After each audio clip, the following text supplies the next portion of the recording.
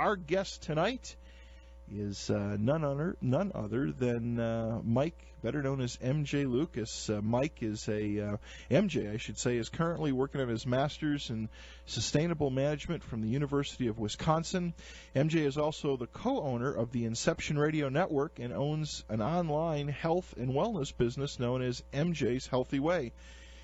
MJ is the creator and co-host of Pang Radio, and has had a fascination with the unexplained since the late 1970s when he witnessed a UFO as a child. MJ researches all topics of the unexplained, UFOs, paranormal investigation, Bigfoot, you name it, he does it. He is, again, Pang Radio is his brand. He is on the Inception Radio Network live on Sunday evenings.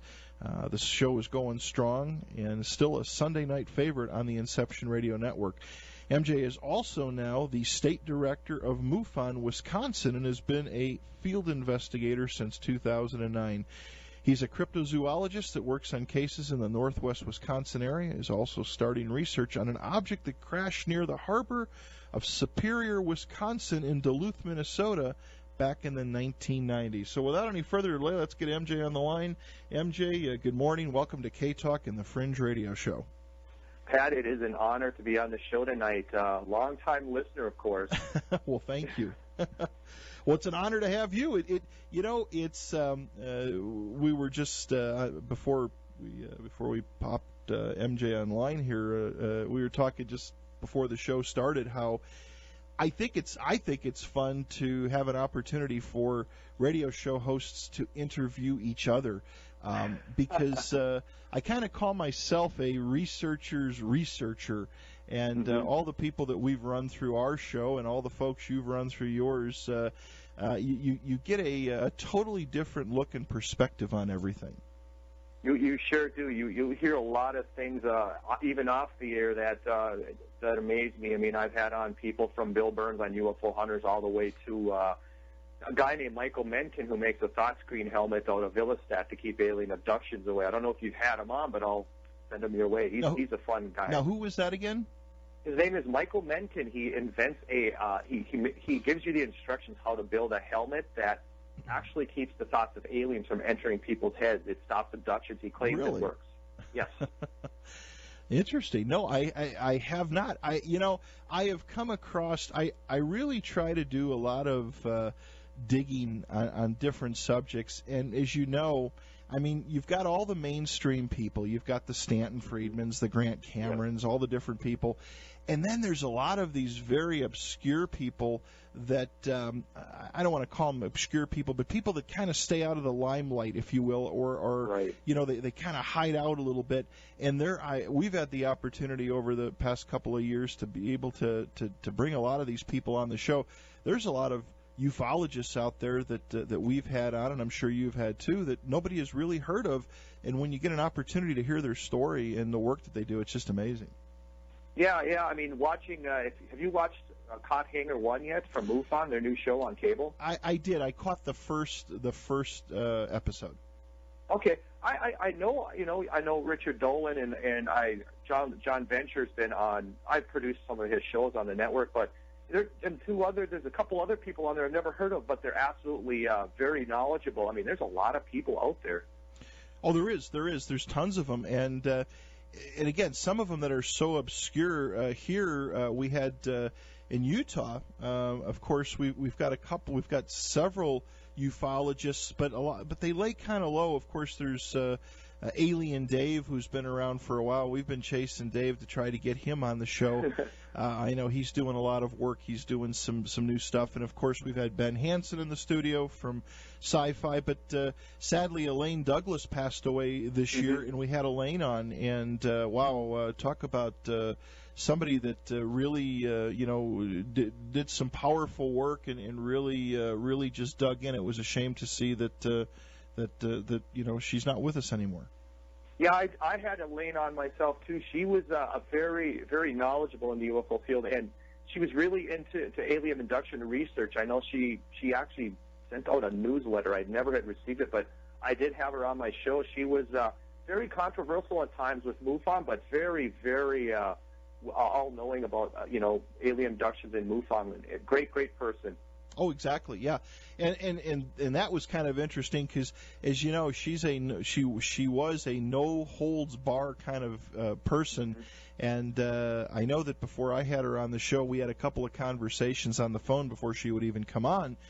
And she spoke her mind. I know there was some things that within, there was some of the political things, and right on the show, she just talked about it and said, "Hey, this is how it is, and this is my opinion on it." And again, like I said, God rest her soul. She was really great. So you got started to back up a little bit. Just again, skim the surface of your bio. You kind of got into this in the late 70s, or at least the interest turned on for you in the late 70s. Yeah, it did. It's a very little quick but strange story. We were playing outside. I remember the date, March 1st, 1978. We're out on recess over by my local grade school here, and we're all playing in the snow. Of course, it's March, and of course we've got 3 to 4 feet of snow like we do right now yet, and we're digging in snow caves, and I was with 2 other friends of mine. One of them turned around and pointed to the sky to the south and said, "Hey, look, there's a UFO." And I turned around and looked, and so did there was Jeff and Mike were the other 2 guys, turned around and looked, and we stood there in awe and watched this silver object just floating there in the sky as the sun was hitting off it. It was reflecting, and it was really bright. It was a silver metallic-looking object. Our first notion is to run straight for the kids and yell, "Look, a UFO!" And you gotta think with the kids. Kids' razz is pretty good for a few weeks. But ran over to the school, told the kids, and then went back over to look, and the object was gone. But from that day forward, I was in our library at the grade school. I would get any type of UFO book, Bigfoot, any ghost type of book. That was really the catalyst for me to start my interest in all the fields. I think it's great not knowing that there's stuff out there we don't know about. That's what kind of keeps me going. Right. So that was kind of your first sighting, and it kind of took off from there. Yes. Oh, yeah, it was my first sighting. And a few years back, too, I think it goes all the way back to 2010. Never seen anything the rest of my life. And then I got the interest in ufology, found MUFON. MUFON, you just don't sign up and become a field investigator. There is a test and then background check, and then you're in and you do your case and stuff. But back in 2010, I was finishing up a paying radio that night, and I was newer. I was still on DTR yet, so wasn't quite on Inception Radio Network. But my girlfriend, we'd often skywatch, and she was outside October and watched this object go over Duluth Superior up here in Wisconsin, and I ran outside and I caught the tail end of it. Was able to hook up my telescope, my ghost scope, and in the back of it, I don't know how big the object was. It looked like the Millennium Falcon thrust, but it was farther in the distance. That was another object I couldn't explain, but really didn't get a good look. She said it was dark as it went over, and you couldn't see the stars. Right. Very interesting. Yeah, it's the whole subject, the whole ufology subject, to me, I find is just so interesting because there's so many different directions people take. There's the guys like, again, Stanton and Richard Hastings or William Hastings, I should say, the guys that kind of, they do they're just so dedicated to the Roswell stuff. And then you have the people that like Frank Frashino Jr. that are doing the stuff on the East Coast. It's amazing. It's amazing how big the community, how big the ufologist community is, and how many dedicated researchers there are. I believe out of all the researchers, I believe Stanton Friedman. He is very knowledgeable, and like he said, Stanton will take on anybody, and he will win. I mean, he'll even admit to that. There's such a broad range of researchers out there, and you would think with all of these researchers out here that all the evidence and put forward for everybody, that there is really still not disclosure yet with all the evidence out there. Well, do you agree that, I know that I've had a couple sightings in my life. You've had it. We've, you interview these different people, you get to see a lot of the photographs. I don't believe there's many hoaxers. I think there's a couple, and I'm sure you've come across a couple too. But and I've said this so many times, MJ, I think that until we see one of them flying saucers sitting in the Smithsonian or something like that, you're just, you're just not gonna have, you're just not going to convince everybody. And I think organizations like Steve Bassett's organization are doing amazing things, and of course the big Washington thing they held last year helped, but it seemed like it got a little bit of momentum, and maybe I'm wrong on this, but it just seemed like it died right off after it again. It's a topic that comes up, it gets hot, and then it kind of falls aside. You always wonder, too, if people are told to fall aside, too. I mean, a lot of the researchers, have been intimidated, too, by so-called men in black or other government entities. But it is strange, and I think one thing that is rooting, the possibility of this disclosure is your hoaxers. I think some of the best evidence was probably taken during the 60s and 70s when people couldn't do all this magic on computers and enhancement. Right, exactly. Well, and the thing is, too, it wasn't not that long ago that just talking about these kind of subjects, I think what inspired me to do this, or always gave me inspiration to do this, was Art Bell. Yeah. And he was one of the guys who a lot of people thought he was a crazy crackpot or they believed in him, and I think right. Art, I enjoy listening to all his interviews. I kind of wish he was still on that big station that's everywhere. Right. Because but he also, Art could have been kind of be a jerk too. Sometimes he would put people in a bad spot, but he did. He talked about the stuff that nobody talked about in that time frame, and he kind of set the. He definitely laid things out for people like yourself and us and all the people in Inception and all the radio hosts across the country that talk on these fringy subjects.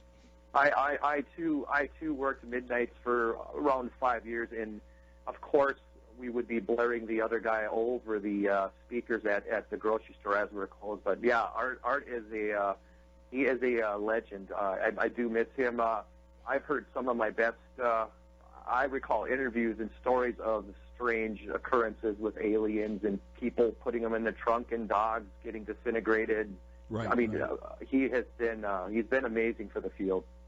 So now, if you could give our listeners here in Salt Lake, and of course listeners on Inception, you started out with MUFON, and now you're the state director for the state of Wisconsin. How did you get involved with MUFON? And if a person, I know, like you stated a little while ago, it's not something that you do as a hobby. I know I had a little, because in Utah we really had nobody. I think our state director. Actually, I interviewed him. He's a guy in Kentucky that's the acting director, Kentucky or Alabama. I can't think of his name now. But it's quite a process that you have to go through. It's not like it's a fly-by-night thing. I mean, maybe you could give us all a little education for people, because I've had people call or send emails and say, hey, there's nobody here. I'd like to step up and represent the state, but I know there's a lot more to it. Right. If you're interested in MUFON, one thing you can do is go to MUFON.com, and you can actually look up your area to see if there's any groups, or by state you can contact your local state director.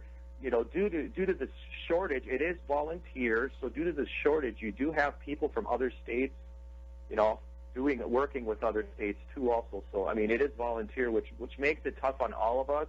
Right. We have about only 6 active members in our state, and thank God right now that we're a little slow. It's easy to keep up with the caseload, but once everybody gets out and the summer's out, I mean, the cases will fly no matter what state you're in.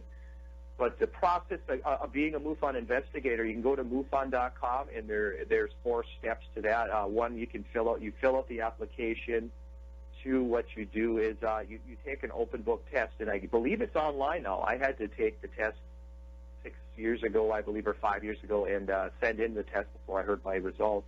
After that, they do require a background check, which I think is very. Some people may not agree, but I mean, it's a legitimate organization. It's nonprofit.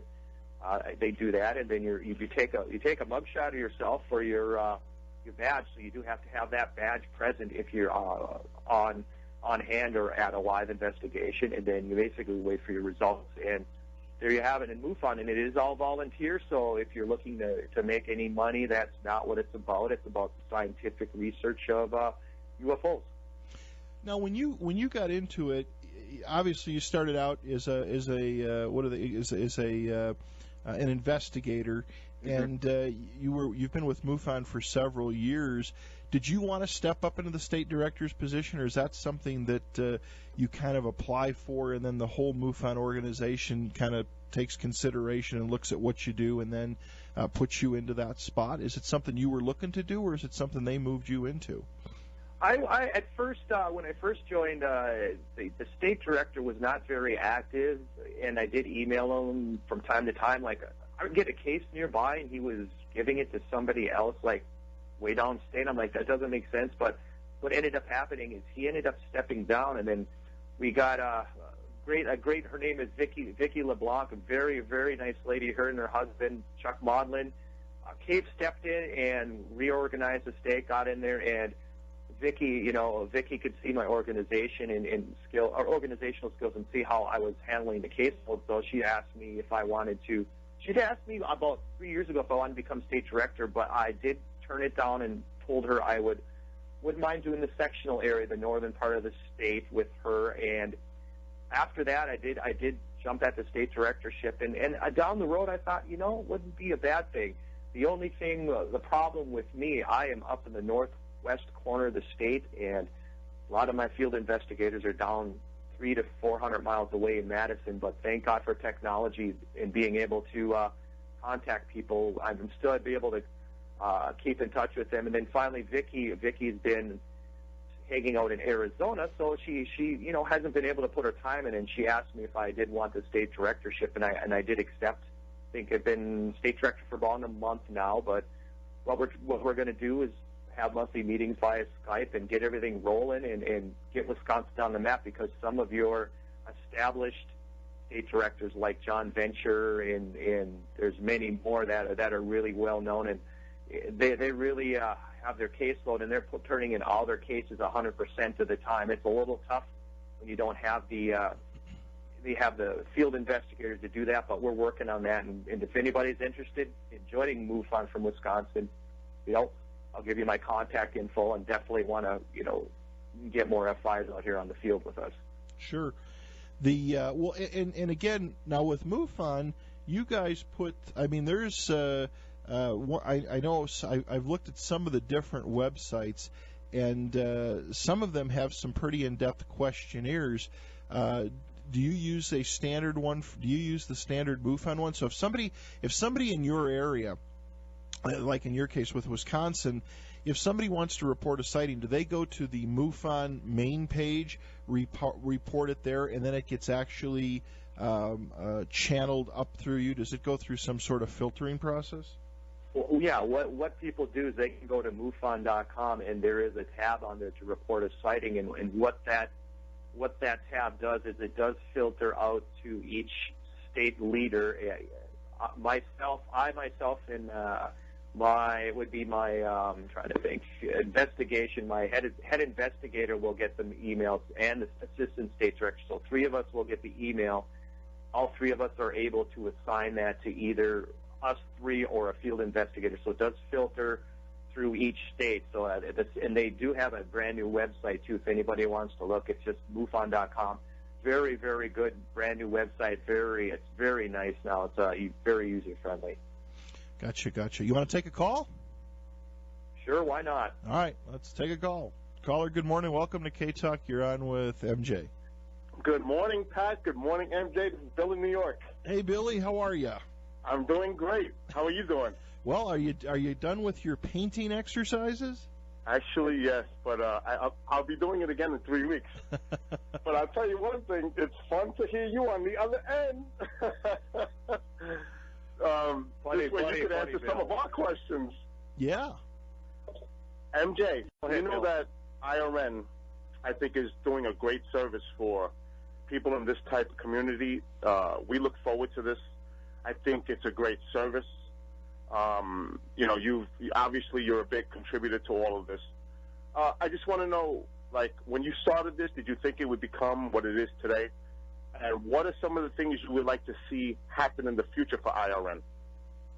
Well, Bill, this started out as a small venture. This is probably our third website. The first website wasn't really much to it. We were on a chat that any kind of troll could come in and just ruin a whole show during a live show. But IRN, it started back around late 2010, and I'm just amazed where it's went from now. I was the second show, I believe, to come to the network. Our first show was Bill and Nancy Burns there with Future Theater, so following in their footsteps was something. But as the years progressed, and Joe Champion, he has really tweaked everything to bring us where it was today. And I myself still cannot believe that with Fringe on here and other shows that we are worldwide and we're available. I mean, I can turn on my Apple TV and voila, I mean, oh my God, there's me with a live commercial over the radio or over the internet. And you get used to hearing your voice. It gets a little repetitive, but it's really exploded. And like I said, Bob Tarmac and his graphics too, and all the banners he made, it's really grown. And we really look forward to getting more involvement from other parties too into here. So it's a lot of work. You wouldn't be surprised, and we're putting a lot of time into it, me and Joe, especially Joe, because I am still working a real part-time job, which I hope to move on to from soon. But it's actually you, Bill, and the listeners that keep this network rolling. I mean, I look at you guys as being our heroes. I'll tell you one thing. I love being part of this. I spoke to both you and Pat about my own personal, experiences, and I have to say that you've done a great justice also for me personally with my mom and myself. You helped my mom get something off her chest that she was holding in for many years, and I truly appreciate that day, when you spoke to my mom.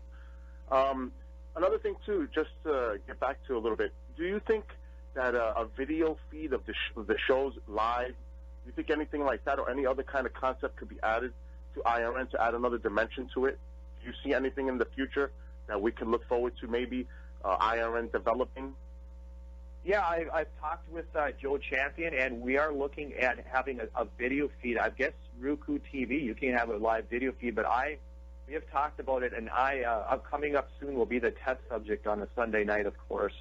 I have a great hat to wear. It's got a helicopter on the top, and it's got a little flying pig. So I'm all ready to be on the air. Maybe I'll put on some funky sunglasses and definitely have fun with it. But I think that would bring another dimension to the network if we could see the live, the host talking live to the guests and stuff like that. I know some other networks I'm trying to think if it's Open Minds, I believe, used to do that, and I used to generally go into that feed and watch Alexander, do that all the time. Well, that seems to be the big thing is the video. I mean, the .tvs are getting very popular, but just to reiterate, I know that I've had a little bit of experience working with some local television stations in town and some other internet broadcasters here locally, not doing what we're doing, but people need to understand that there's a big expense to that. To put up a streaming website, to have a playout server and all that stuff. I mean, it's quite costly if you want to do it the right way. And like you said, MJ, you and Joe are always. Joe is one busy individual and traveling everywhere and doing everything he does, and it's a lot of effort. But again, we've been with Inception for over 2 years. I can't believe it. It's been over 2 years, and again, great group of people. And of course, as some people will comment, they say, "Well, there's only a handful of people in the chat," but there's a lot of people that don't want to chat. There's a lot of people that listen to all the streams, and you guys offer. If you can't hear it there, you're not going to hear it anywhere. Right. Chat is probably 1% or less of the listeners, but chat are the best listeners. Of course, I'm the one that actually hooked in Bill for On Bank Radio on a Sunday night. I had to open lines, and Bill somehow found us. He may, if he's on the air, explain that yet. But I hooked in Bill, hook, line, and sinker, and he's been a faithful listener ever since. So, Bill, how did we hook you? Actually, I searched this type of site on the internet. I was looking into it, and I just happened to stumble across, and then I got the app on my phone, and away I went. And that's how I ended up getting involved in this process. But I'll tell you one thing, like you said, I've been engaged ever since. And you know what? there are a lot of people that do partake in chat, but like you said, some people are afraid to make that call because, some people don't feel comfortable with that.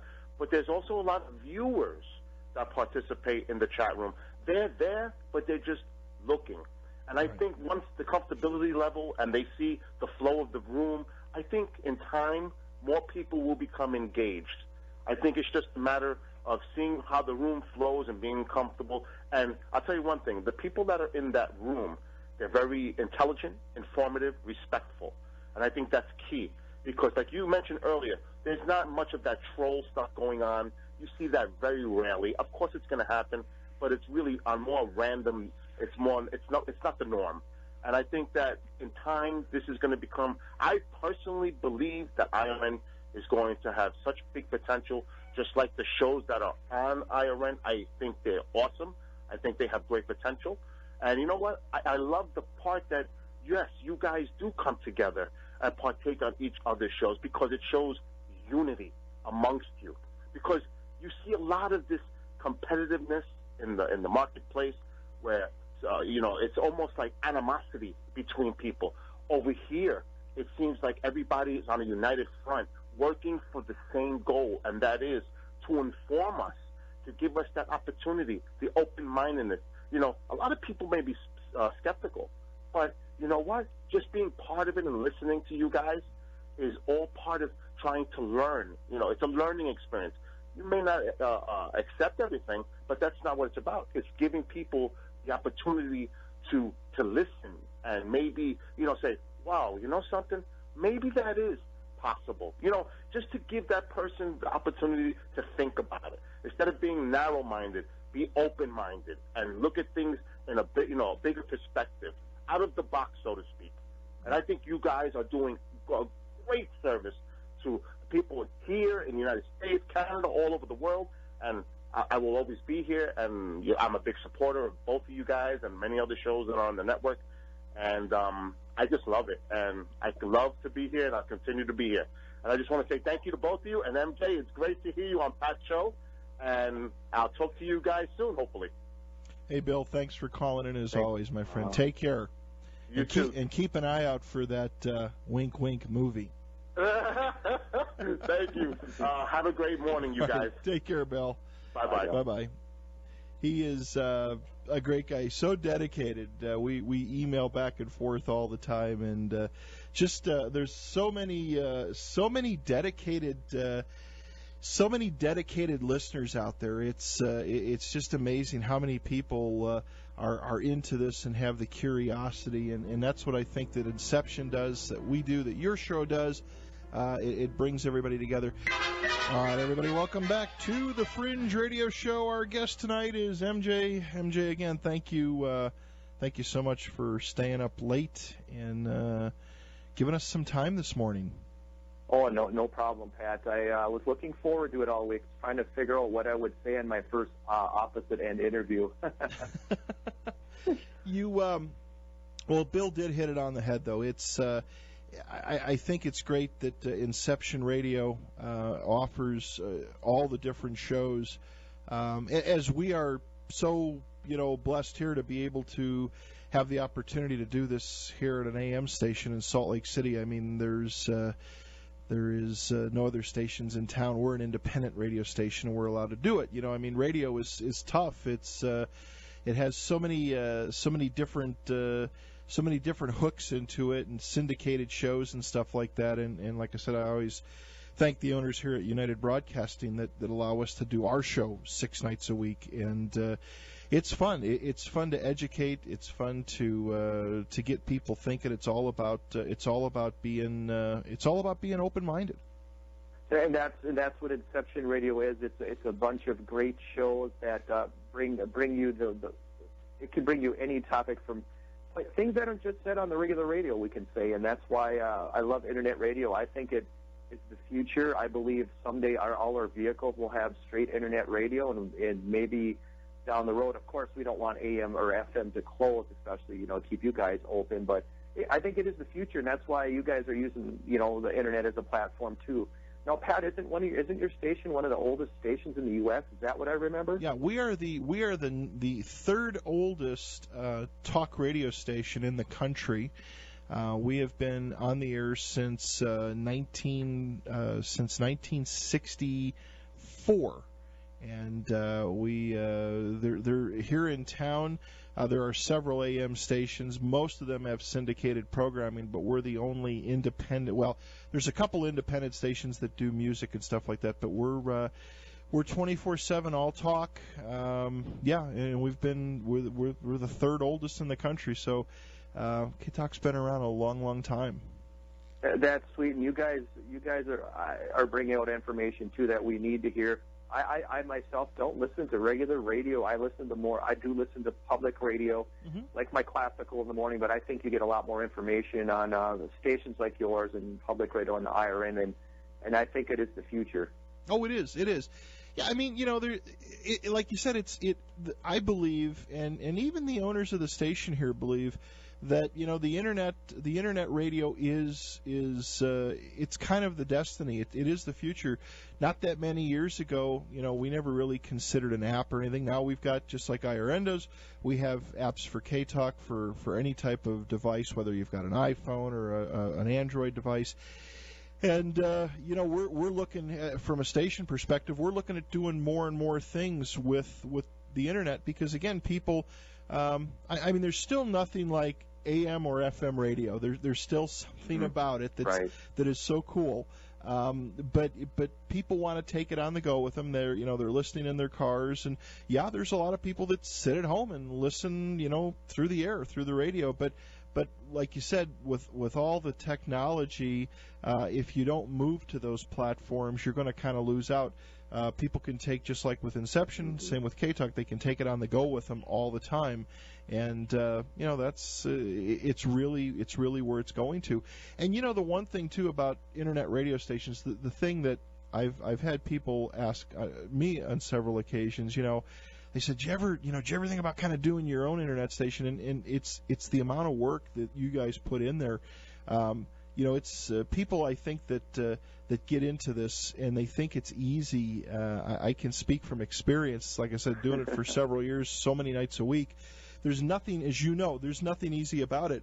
Trying to coordinate, working with different personalities, and I think a lot of people will go out and they'll pick up a $10 subscription to like a Blog Talk Radio or something, and they realize real quick that after you do a handful of shows, it's a lot of work. It really and truly is, and it takes a lot of time and effort and dedication, and you of all people definitely understand that. Yeah, it's a lot of work to keep your equipment running 24/7, and Joe is on top of things to keep these streams active. There's, so many different ways to listen to us, and Joe has always submitting tickets for down streams. I mean, it's a battle. It's a battle, and but we seem to be overcoming a lot of obstacles. And you've heard of other big stations or other networks out there being shut down or government intervention, they think, or someone got into their back office. But that's one thing that we're proud of. We keep rolling out the shows and without interruption, and it's got a lot better in the last few years. Yeah. Well, and then I also believe that you've got several different sites. It's not just one site. You've got several different. You've got connectivity all throughout the country. Mm-hmm. Yeah. Oh yeah. The app is huge, and to have an app with a chat on it too, which we're working on, of course. It's amazing that I can just get off the computer, grab my iPad or my phone, and just still sit and chat with all the regulars like Bill and Sky and stuff. That's great. It's a great thing. Oh yeah, it is, without a doubt. Getting back to MUFON a little bit, have you noticed has the amount of UFO reports, have they been on the increase or a little bit on the decline?